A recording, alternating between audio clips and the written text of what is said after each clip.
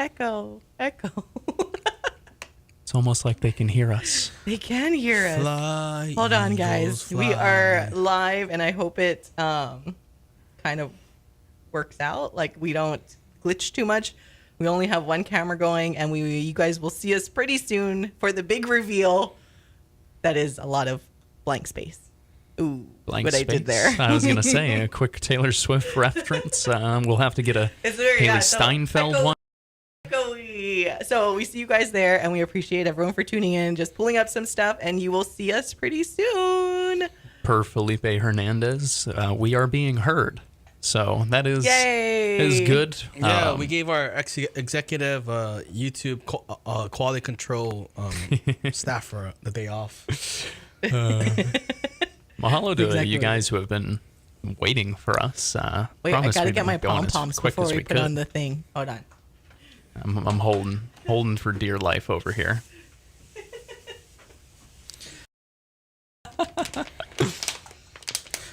What do you guys want to hear, or what are we talking about today? I know. It's such a chaotic day right now. So, all right. Ready? We don't even know. We will go. They'll be able to see us now, I think. Surprise. Oh.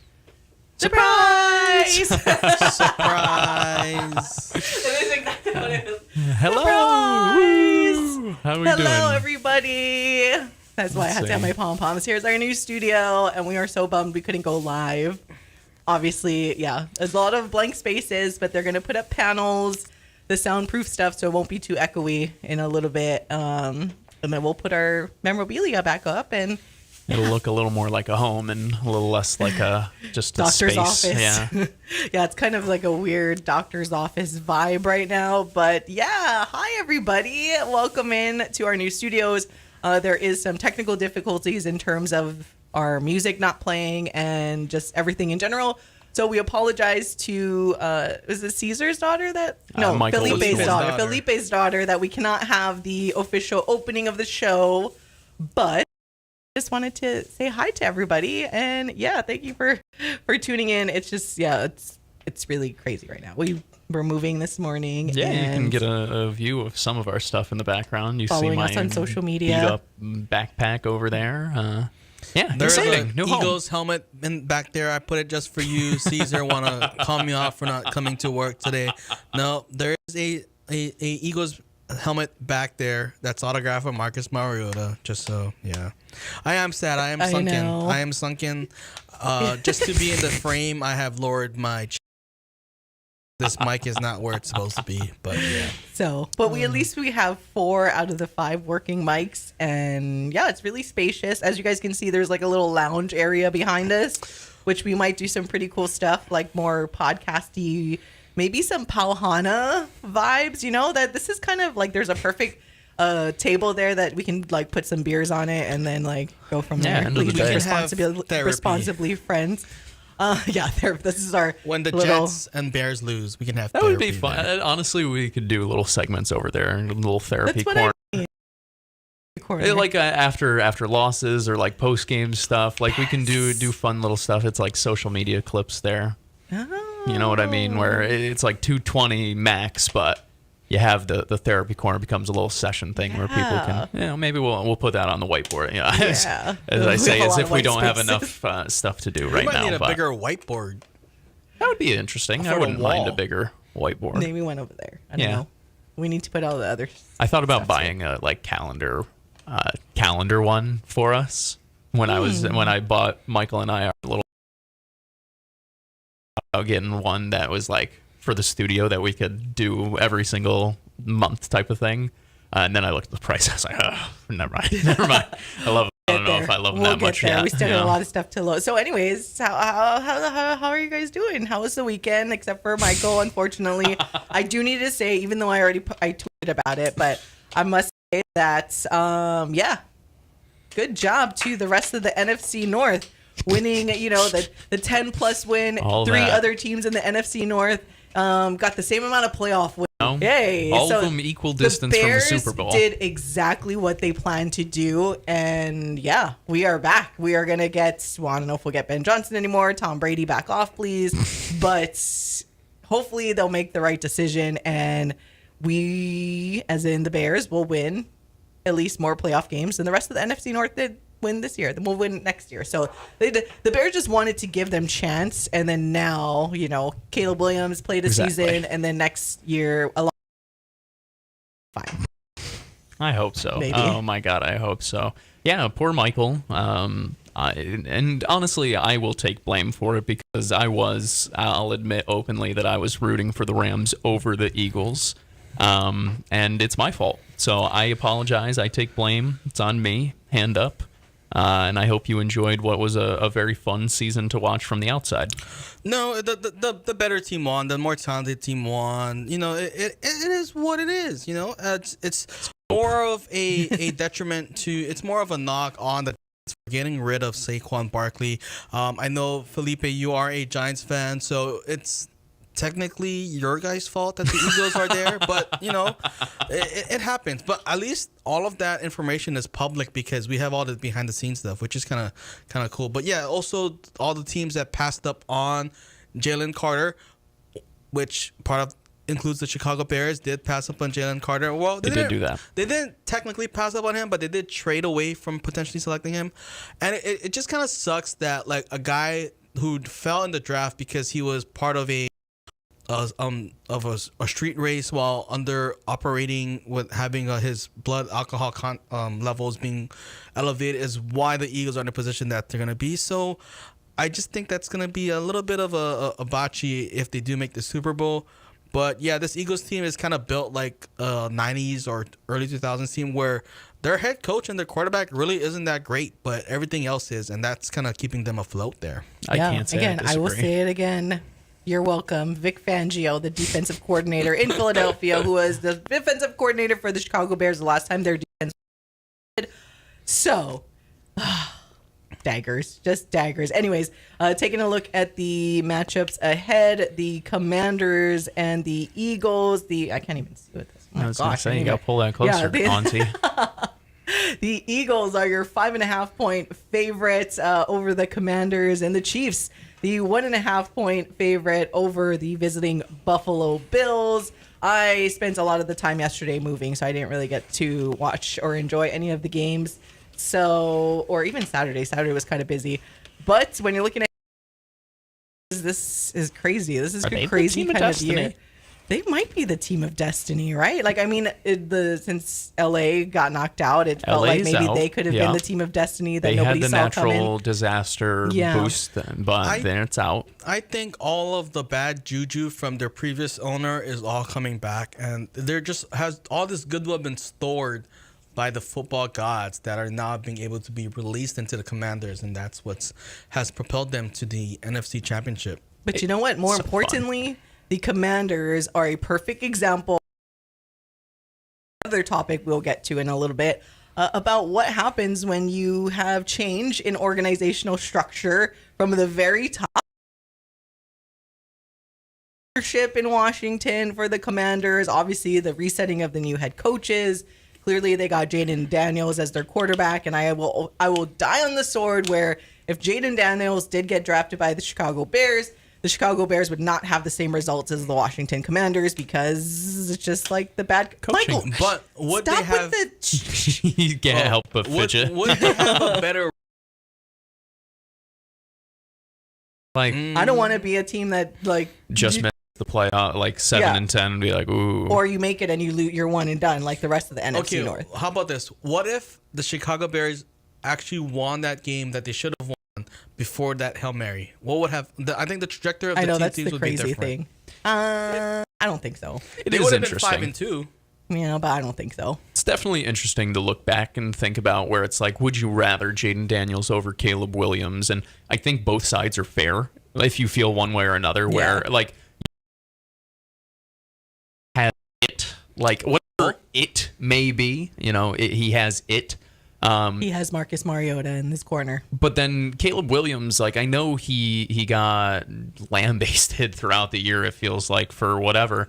If you look at his year, it's not as bad as you thought it would be. I do think Jaden Daniels had more chances to show his running ability.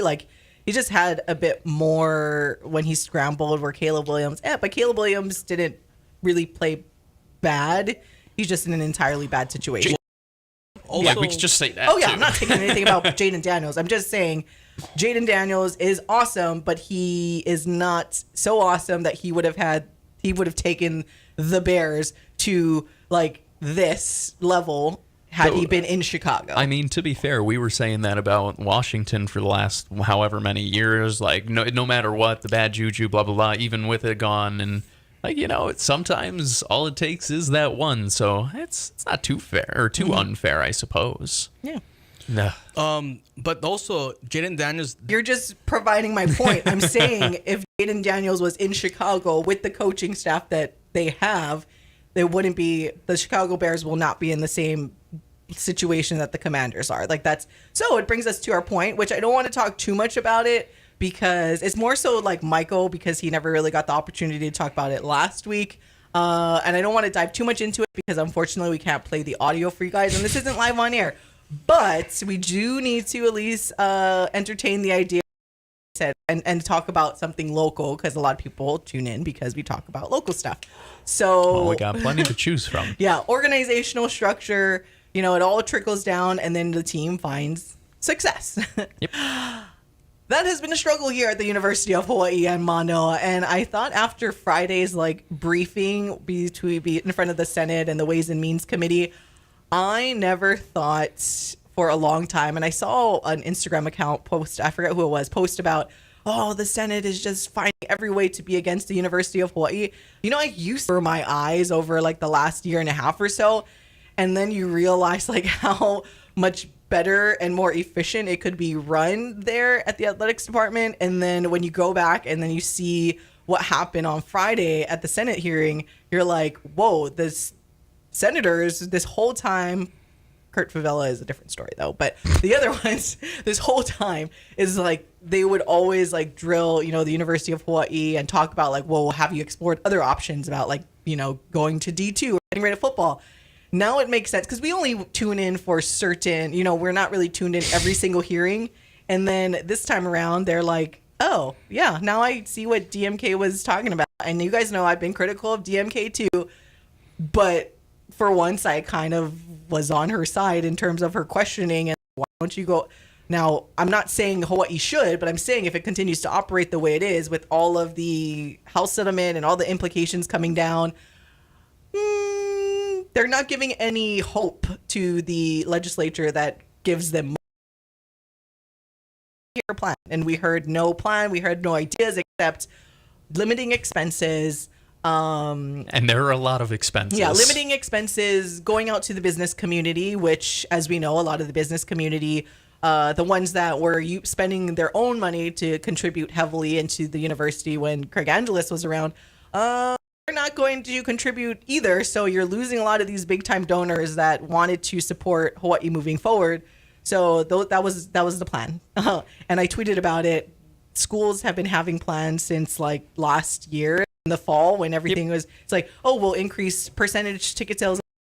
We'll do this. Yeah, you're still working through your plans, but the fact that no one had any ideas except the normal ideas, which has always been the problem. Let's just keep doing things the way that they are. And I guess, definition of insanity, everybody. Yeah. You guys know the definition of insanity? Doing the same thing and expecting different results. So, all right, business community limit expenses. Got it. That's kind of what has always been happening. So let's continue to be insane, thinking we can compete at the highest level and not actually do anything about it. Yeah.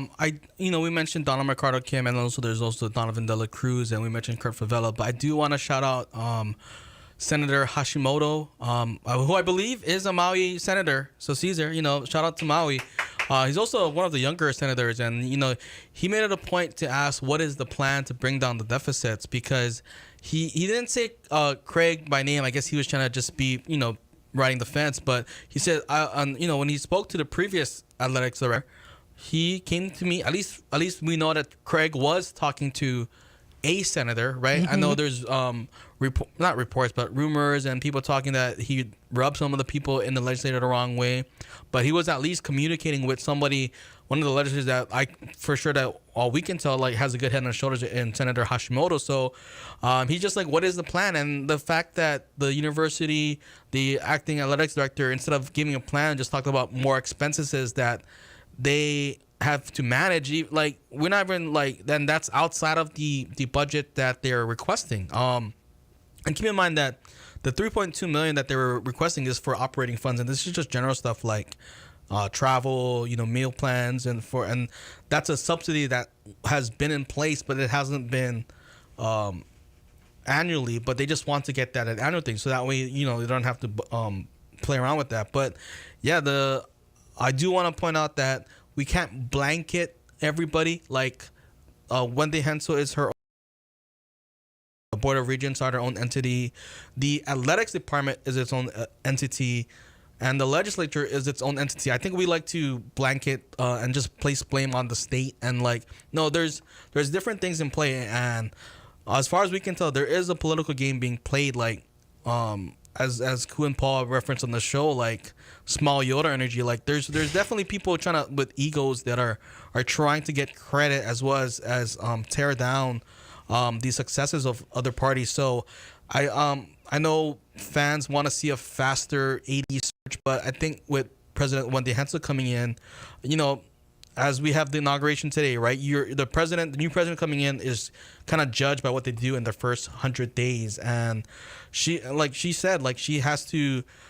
I mean, she has to learn. She can't be rushing to do things. I do think later on in the hearing on Friday, the senators did give her credit, because they were saying she said that she's been walking the properties, and I think Senator Donna McCarter-Kim was like, hey, that's something that your predecessor David Lassner, who I believe of a brunt of the blame, even though he's no longer in office, 100%. He should be being thrown more under the bus more, because it's his mess that I feel he's like Paul and us. I always throw him under the bus. Well, so yeah, right. You bring up a ton of good points, Michael. Right, that there are a lot of different parties working on this, and when you have a lot of different parties, it makes things a little bit more difficult. I thought President Hensel had a really nice showing over the weekend, for the most part, in terms of coming into what was is a really difficult situation because of what you mentioned, right? David Lassner, leave them, in shambles, and goes back to kind of what I was saying last week. In terms of Lois Mannon taking over as well. Not only have you now put the entire school in a bad spot, you've now put her in a bad spot, you've put the people under her in a bad spot, because everybody has to now step up into a different role that they didn't have the capability of filling at that time. We had a guy who was good, who honestly more than good, in Craig Angeles, who, like you mentioned, had a plan, had the ability to go out and talk to people, had the ability to make those connections, and had the ability to, if something was, we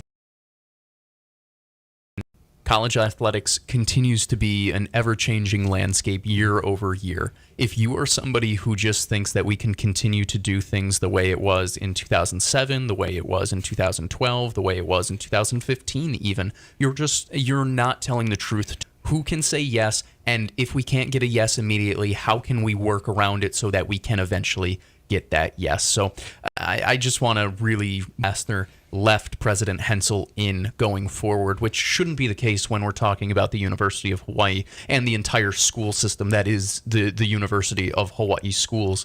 It just shouldn't be that way. There's, great respect for the academics. There's great respect for what the athletics about.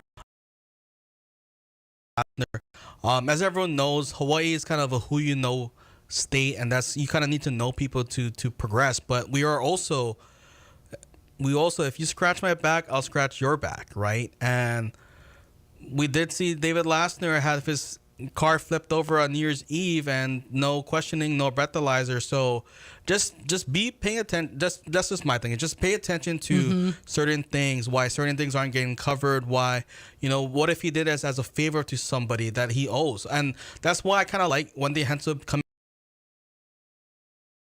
that she doesn't owe favors to anybody right now. And I think that's a very important thing. Like Craig Angeles, he didn't owe favors to anybody as far as we know. So some of our local community, they want to cash in on some favors down the line. But right now, these guys are clean slates. And I think you got to show your support to Wendy Hensel. On Thursday, she told me and Stephen Florino from KHON that, hey, she met with all the athletic staff, and she wasn't going to just go to the marquee sport. She's going to go to the water polo. She's going to go sailing. Saturday, we see that at sailing. So I think her timeline of end of summer is just more of a safety net. Obviously, you want to get that as soon as possible, but you don't want to say something and not uphold that, right? So that kind of gives her a buffer. I mean, as we know in this field, like it's one thing, you don't want to under deliver, you want to over deliver. So I want to be optimistic with President Hensel there. Yeah, it's just unfortunate because normally in a normal situation, in a non-year where the House settlement is down, the final I guess ruling is projected to be April 7th. Everything goes into play July 1st of this year.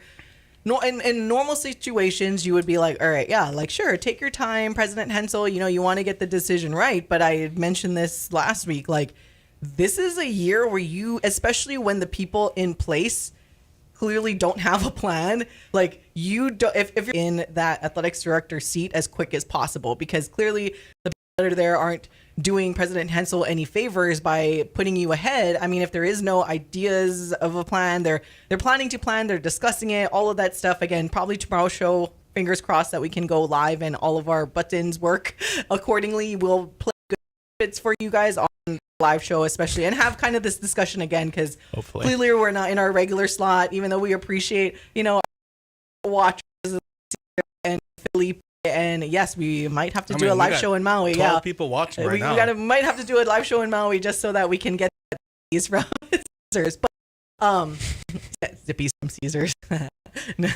Little Caesars. 13 now. Yeah. But anyways, like we'll kind of this chat on the live show again and let you guys hear the actual audio of it, because I'm always at least optimistic, right? I always want to believe in people and be like, all right, they're going to come prepared. They're going to give a good enough presentation or say the right things where it's like, all right, at least I have a little bit of confidence somewhat. Like, obviously, we've been very critical, deservedly so, but then I still wrong about them. Like, they totally look like they have things like put together. Like, yeah, let's go. Well, it's okay if we put off the athletics director search, all of that stuff. But then you see what you saw on Friday, and then you're just like, all right, well, all the criticism was warranted, and we will continue to be heavily critical of those that are trying to put together the plan or concepts of a plan or planning to plan, all of that stuff, where President Hensel needs to, and I hope she saw and realizes wow, I need to maybe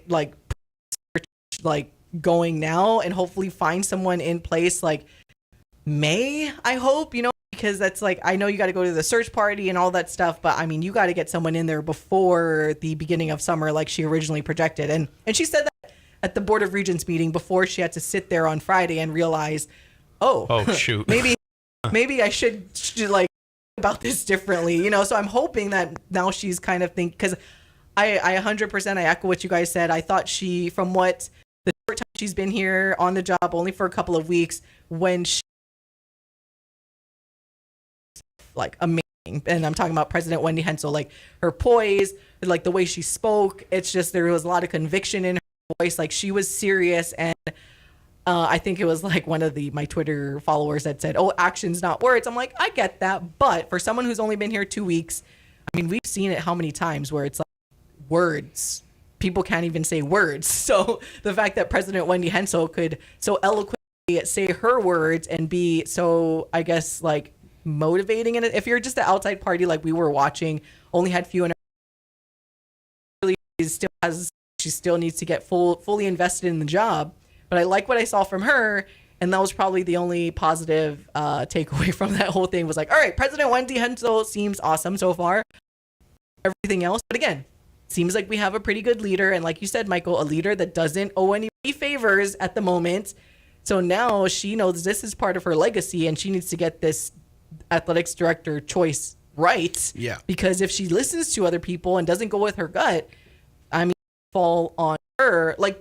President Lassner, if he didn't fire Craig the way that he did, we would have been talking about and if maybe Craig was on the job at least another few years, changed around the program, we would have been wow, President Lassner did such an amazing job hiring Craig Angeles and the party, yada, yada, yada. His entire legacy as it deals with sports could have been flipped. And now he just ruined everything because just needed to not do anything. He just needed to not do anything, just retire. And if things were trending the way that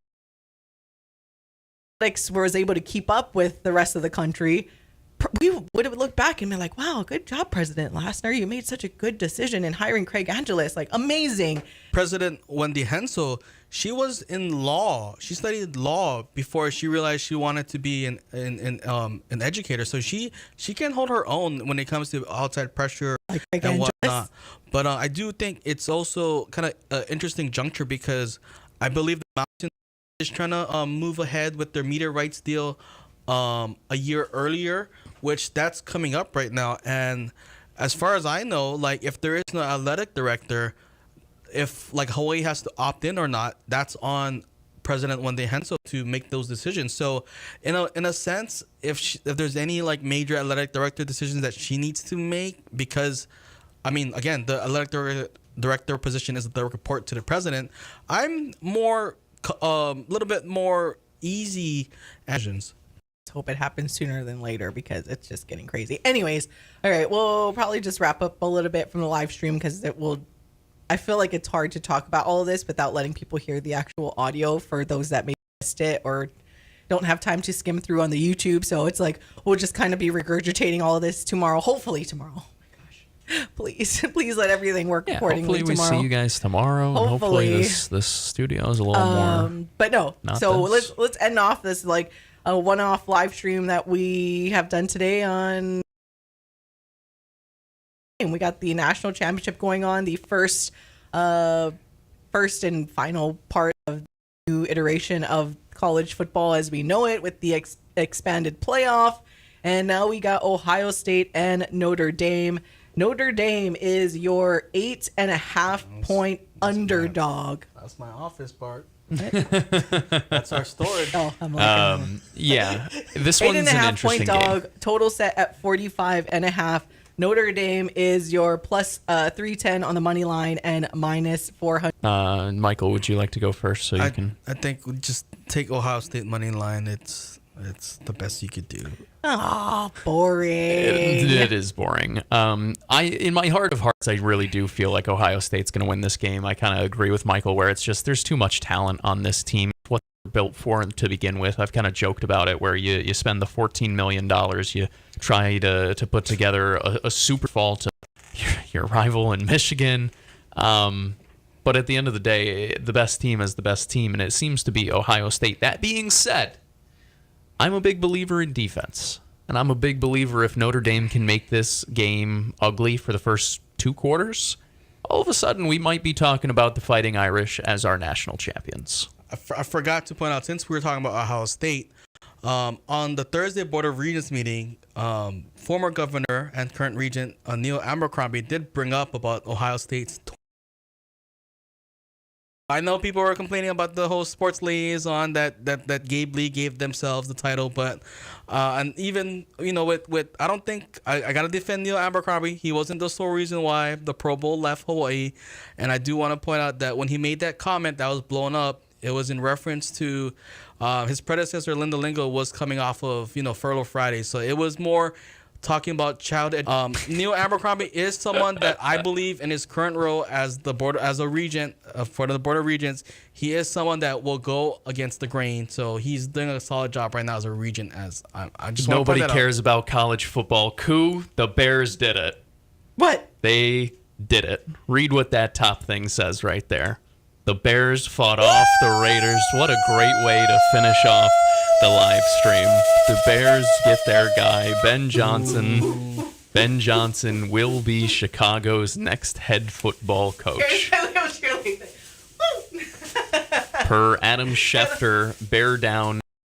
Is like the cheer squad at UA. The question is, it's probably the side of the road, right? Of course. Or potentially taking care of business. Bear down. Chicago is finalizing a deal to hire Lions offensive coordinator Ben Johnson as its next head coach. Sources tell ESPN Bears are getting their man. That has also been corroborated by Ian Rappaport. And I wish I could do like the actual joke like I used to. And Tom Pelissero. I can only do this. New day in Chicago. Bears are finalizing deal to hire Ben Johnson as their head coach. Per Tom Pelissero, Johnson is We're a back, last-minute baby. snag. The Lions OC lands within the NFC North. My only cause for concern is, what if he was looking forward to the job before he took care of business with the Lions? Of course. Don't care about any of that now because we now don't he's care. the Bears head guy. Well, a similar thing happened with Brandon Staley when he was off game against the Packers, and that really turned a lot of people off. So It doesn't matter what you say. I'm just saying. It doesn't matter. They did lay a stinker in they're down 10. They're not trusting their quarterback. And he's cut off now. Now the Jets have to hire Kalani Sitake, and we'll finish the full cycle there. All right, sounds good. Oh yeah, come on. Wait, give me back my pom-pom. Here you go. Michael said these are mine You have now. to at least be like doing pom-pom things with them if you're going to hold them, Michael. All right, so the hiring cycle is off and running. Woohoo! Ben Johnson to Chicago. I think Aaron Glenn, by the way, by the time we are talking to you beautiful people tomorrow, I think Aaron Glenn will be the New York Jets' new They head gave football up coach. 45 Oh, look, points. those are New York Jets colors. So there you go. You can They use are. the pom-poms for that too. They gave up 45 points. They Paul. have 16 people on IR. That is starter. Be A happy. rookie quarterback. To him. What about Jaden your Daniels? NFC team, Paul? Talk about your NFC team with their hire. The Falcons? Yeah, I actually really do like that they hired Jeff Ulbrich. I know that I got some pushback from a Jets fan on my tweet, and I understand that Ulbrich had a brutal year as the head coach for the Jets this year. I understand the defense fell off a cliff from DC for the Falcons. I also think that I just think he can with players. He definitely knows football. He knows enough to teach. He's always had plenty of players speak kindly about him. So at the end of the day, I think it's a good hire as a DC. And we've talked about it before. Some people are just coordinators. Some people aren't head coach material, and that is perfectly okay. And I get it. As with the Bears had Matt Nagy as their head coach at one point, that didn't entirely pan out. I'm hoping Ben Johnson will be a different story. So I did like what little I was able to watch of that Lions game, I did like some of the fun play calls. So let's go. We're back, baby. They threw 4 interceptions. Play calls, not how Jared Goff played. There's a difference. They're down 10. It's about execution. But Their when receivers- the play calls were going, like little like pitch thing that they did to Amon Ra, I was like, They do fun stuff. At the yeah, very they least, do fun so stuff. the reason I'd be excited for you is even if he does bust and he's like a bad head coach, like you guys, it'll be fun for some time. They might not win a Super Bowl. Ben Johnson might, end up being certainly get better.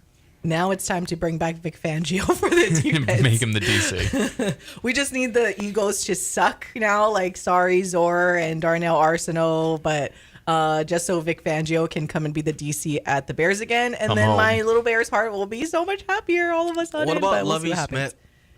Smith? If I had to choose, I mean, I he would did still you always guys go a with Vic solid. He Fangio. did do you guys a He solid. did, but I would still want Vic Fangio just for more recently proven track record with the Chicago. Saying we're More keep breaking coming. news, nice. Ben Johnson has been busy assembling a star-studded coaching staff. That's concerning, going back to what your point was before, Michael, about where his focus might have been. The leading candidate to become his defensive coordinator in Chicago is former Saints head coach Dennis Allen, per league sources. Blech. So, former head coach.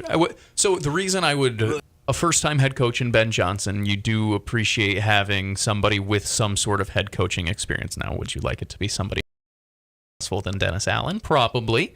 But nonetheless, you have a guy who has more coaching experience there. It helps you become a little bit more veteran staff. And, him in a defensive coordinator role is a lot different than him as a head coach. So, who knows? Maybe that'll be okay. Like you said, Exactly. Fangio would probably be way more fun. And we'll see what ends up happening. You're right. I'm all about Fangio tried and failed in Denver, but now he's doing just fine as a coordinator. Like we said, I think clearly, like are pointing out, the Ohio State is the clear favorite over Notre Dame today, but that's no fun. I mean, if I was in Las Vegas, I honestly would sprinkle a little bit on the money line for Notre Dame because why not? Plus 310 would be really, really fun to cheer for. And that's some good return if you can just spend a little to gain a lot. So I don't know. That's just the way I would go. I don't like having to put even more because you have Ohio State. What is it? Minus 400 on the money line. Like, no, thank you. That's a little much. And the over just to make like I said, watching the game that much better. My hope is an over and a Notre Dame win. But I think that if Notre Dame wins, it is because the under hits. So take that as you will. 45 and that would be so boring. I feel like you guys too. I do honestly feel like it would go under, or it might teeter like right at that 45. I mean, it did come mark. Down already a point, maybe a point and a half. But that would be so boring. Please, the first, at least the SEC bias and the Big Ten bias will just like shut up. Like, because if we get a close game, because if it's a blowout either way, then you're gonna have everybody talking like, see, Notre Dame didn't belong, blah blah blah blah. Yeah. Alabama should have been in there. So I honestly, just for the sake of this football playoff, and so everyone can just, I mean, you're still gonna have people that say whatever, all of the, like, you know, you'll still probably have what's his face, Kurt Herbstreit chiming in for no other reason or something, but for the sake of all of the fans, please, I just want it to feel like it's a game throughout like the last like few minutes like of that's left in the game, or else we're just gonna have to hear it from everybody about like, yeah. I would say Ohio State's going to win because the Michigan fan in this new studio and the Michigan fan in the chat room and YouTube, we can claim that we beat Ohio State when they won the national. Honestly, that I would do the same thing because that's what I seen. Here's the last story I'll leave off with, and I'll shut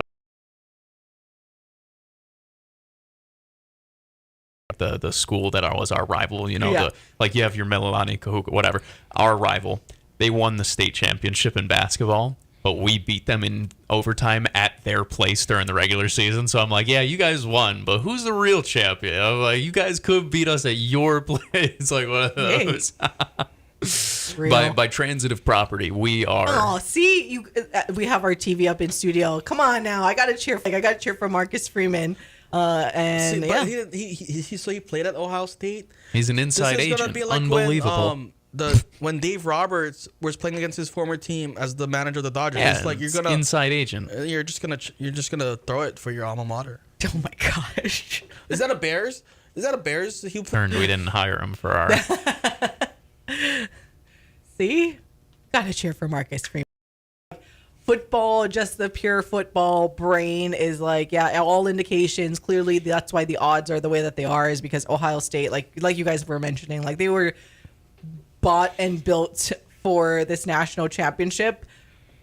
But let's give it to Marcus Freeman, man. Like, he's like the ultimate players coach. Like, look at that. Like, everybody just loves him so much. And then, so we're going with Notre Dame.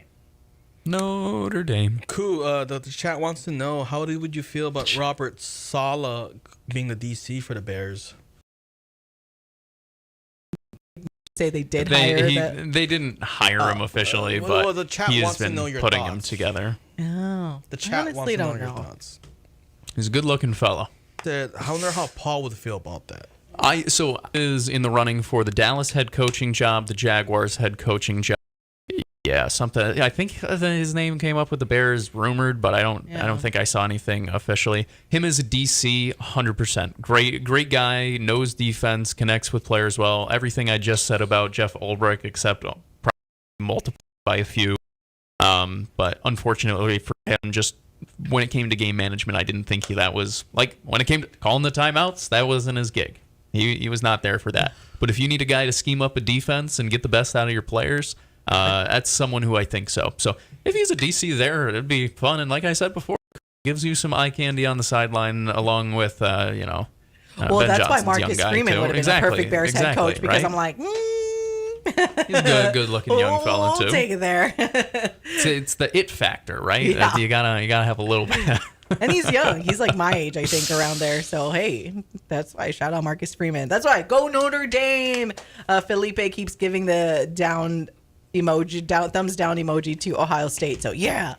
Again, the actual football brain, I wouldn't be surprised, just because, I don't know. Also, I think Notre Dame winning is also kind of a good thing, a good kind of closing of the books for Hawaii's own Manti Te'o. You know, I'll kind of go to that because he found out that his fake girlfriend was alive before the game. or even before the Heisman. So his mind wasn't right. Yeah. So, like it was like, yeah. So I just think like, you know, he was here for the Poly Bowl. I think he was doing some color commentary. So, one of the better sports documentaries on Netflix. So it's kind of a good. But yeah, 2012 was a wild time back then. I think Morg actually didn't know his story before, which I was like, where the heck were you? All right, we got to wrap it up. Enjoy the national championship game today. We do, because we still got a lot of trips to make to move more stuff in. Move more stuff. I forgot. And probably free up some parking stalls for the other guys that actually will contribute to making, hopefully, of our YouTube live stream, especially will be on and talk about obviously the national championship, more about UH sports and all of that stuff that we didn't get to today. There's a lot, but we were still able to chat for like almost an hour. Go figure, with the three of us here with no commercial breaks. I mean, what? Anyway.